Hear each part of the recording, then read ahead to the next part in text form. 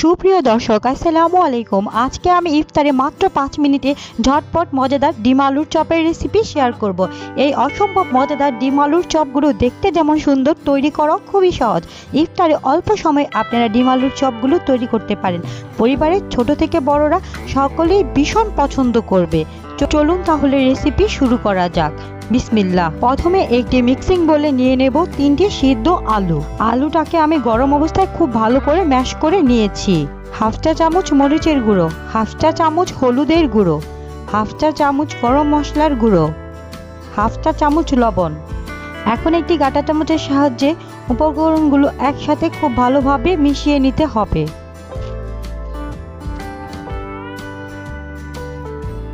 মেশানো হয়ে গেলে এর মধ্যে দিয়ে দেব 2 টেবিল চামচ পরিমাণ ধনিয়া পাতা কুচি, 1 টেবিল চামচ পরিমাণ টমেটো সস এবং 2 টেবিল চামচ পরিমাণ মজেরালা চিজ।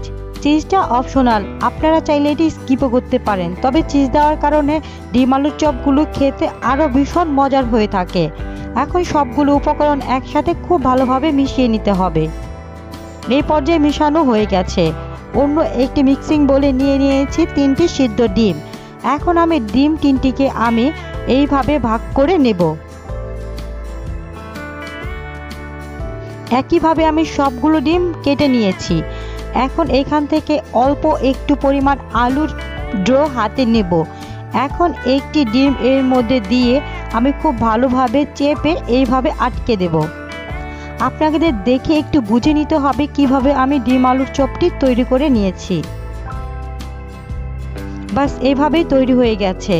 একে একে আমি সবগুলো ডিম আলুর চপ এইভাবে তৈরি করে নিয়েছি। এখন এইগুলো কোট করার জন্য অন্য একটি মিক্সিং বোলে নিয়ে নেব হাফ কাপ বেসন, হাফ চা চামচ লবণ, হাফ চা চামচ মরিচের গুঁড়ো, হাফ চা চামচ হলুদের গুঁড়ো। এখন পরিমাণ মতো পানি দিয়ে একটি ডো তৈরি করে নেব। এই ডোটি খুব পাতলাও হবে না, আবার খুব ঘন হবে না।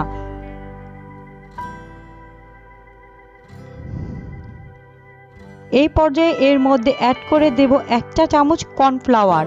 কর্নফ্লাওয়ারটা দেওয়ার কারণে এই ডিম আলুর চপটি ভীষণ মচমচে হবে। আবারও একসাথে সবগুলো উপকরণ মিশিয়ে নিতে হবে। এই পর্যায়ে মেশানো হয়ে গেছে। এখন একটি ডিম আলুর চপ এর মধ্যে দিয়ে খুব ভালোভাবে কোট করে নিতে হবে। এখন চুলায় চলে যাব। চুলায় আমি প্যানের তেল আগে থেকে গরম করে রেখেছি। এখন একে একে আমি ডিম আলুর চপগুলো দিয়ে দিচ্ছি। 2-1 মিনিট ভাজার পর আমি ডিম আলুর চপগুলোকে উল্টে দিচ্ছি।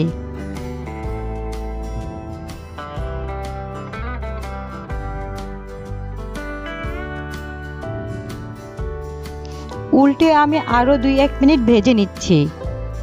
আবারও উল্টে পাল্টে আমি এগুলোকে বাদামি কালার করে ভেজে নেব। যদি আমার রেসিপি আপনাদের কাছে সহজ লাগে আর ভালো লাগে তাহলে আমার চ্যানেলটি সাবস্ক্রাইব করে রাখবেন আরও সহজ সহজ ভিডিও দেখার জন্য।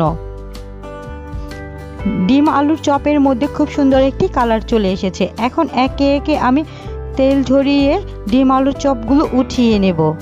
এখন একটি ডিম আলুর চপ ভেঙে দেখাবো কতটা সুন্দর হয়েছে। খেতেও ভীষণ মজাদার। আশা করব আমার রেসিপি আপনাদের কাছে সহজ লেগেছে আর ভালো লেগেছে। রেসিপি ভালো লেগে থাকলে চ্যানেলটি সাবস্ক্রাইব করে রাখবেন। আজকে এই পর্যন্তই। আল্লাহ হাফেজ।